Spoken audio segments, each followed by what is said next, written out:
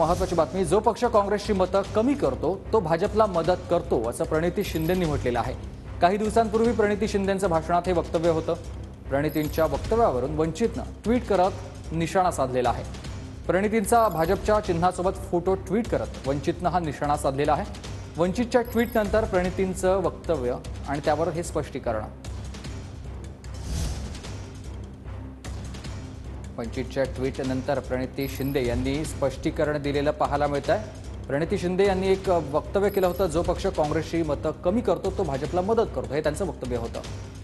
काँग्रेसला मतदान थोडंसं कमी झालेलं, मला माहित नाही काय कारण होतं ते, पण एकंदरीत जो काही पक्ष काँग्रेसचे मतं विभाजन करण्याचा प्रयत्न करतो तो बीजेपीला मदत करतो, हे लक्षात घ्या।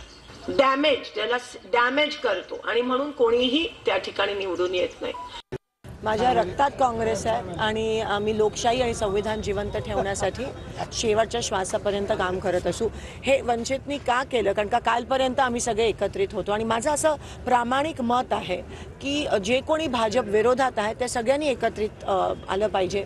मी रिपीट करते की जे पक्ष महाविकास आघाडी किंवा सेक्युलर वोट्स डिवाइड करतात ते ऑब्व्हियसली भाजपाला मदत करतात, पण मी कोणाचं नाव नव्हतं घेतलं। मला माहीत नाही त्यांना हे काय साध्य करून त्यांनी ती पोस्ट टाकली आणि त्यांनी ती काढावी।